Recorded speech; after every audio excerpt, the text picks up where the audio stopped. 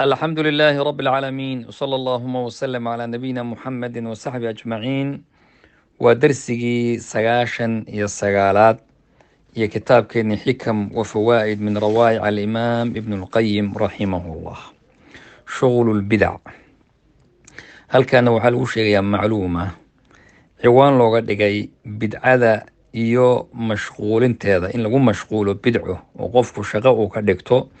faclam ana alquluuba waxaad ogaataa buuri ibnuqayim, qalbigu markii uu ku mashquulo bidcada wuxuu ka jeedsanayaa sunnada. arrintaasna waa xaqiiqo.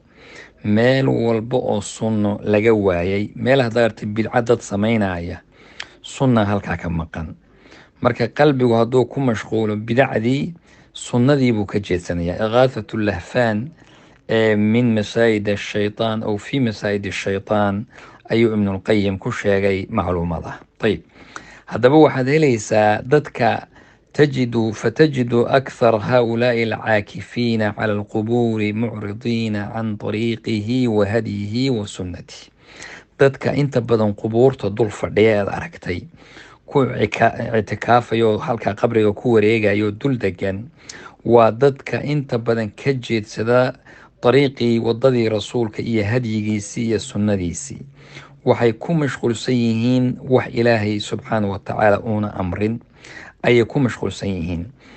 haddaba tacdiimu alambiyaa wasaalixiin iyo maxabadooda, waxaa laga yaabaa in lagu yidhaahdo maxabadii iyo jacaylkii dadkii wanaagsanaa ee saalixiintahabaa la diidan yahay. maya, tacdiimkooda alambiyaa waarusul wasaalixiin iyo jacaylkoodu waa itibaac maa dacuu ilayhi, wixii ay dadka ugu yeedhayeen in la raaco. sidaasaa jacayl ah, in la raaco waxay ummadda ugu yeedhayeen oo min alcilmi annaafic waalcamali asaalix, cilmiga wanaagsan iyo camalkii fiicnaa ay lahaayeen, in dadka ay kaas hadyiga iyo waddadaa la raaco, iyo aahaartoodii iyo raadkoodii in la raaco, dariiqoodii wadadoodii la raaco, iyaga oo laakiin qubuurtoodii aan la caabudaynin oo maaragtay aan qabrigoodii laisku dhajinaynin.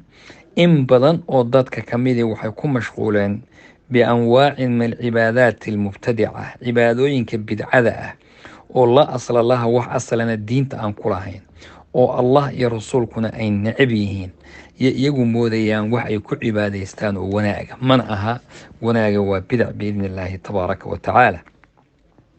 mustaraaxu lcaabidiin, halkaana sheekhu wuxuu ku sheegayaa xikmad ciwaan looga dhigay dadka caabidiinta ah ee ilaahay subxaanahu wa tacaala caabuda. waxaa jira wax ay ku raaxaystaan.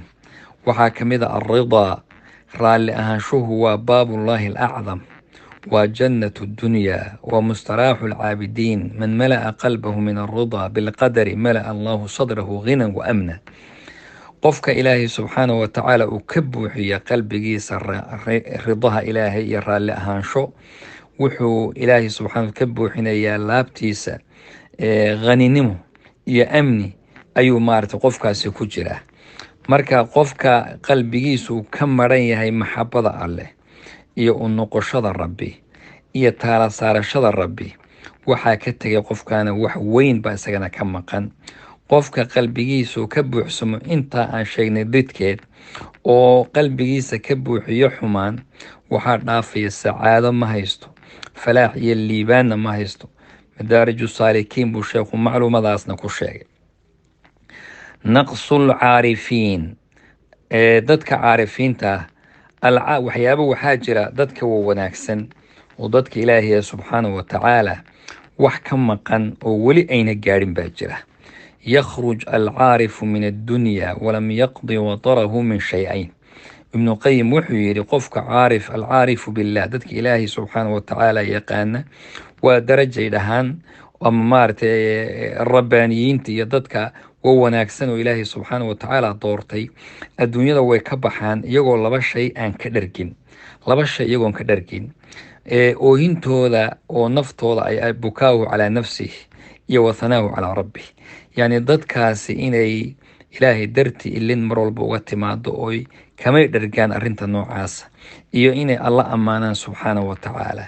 alfawaa'id buu sheekhu ku sheegay, waana sidii rasuulku lahaa sala allahu calay wasalam, caynaani, laba indhood, ma taabtaan, naartu taaban mayso. caynun bakat min khashyati illaah, il ilaahay darti u oyday naari taaban mayso biidni illaahi tabaaraka wa tacaala. wa caynun baatat taxrusu fii sabiili illah, iyo indho waardiye ummadda ka haya oo dadka muslimiinta ilaalinaya, labadaa midna taaban mayso.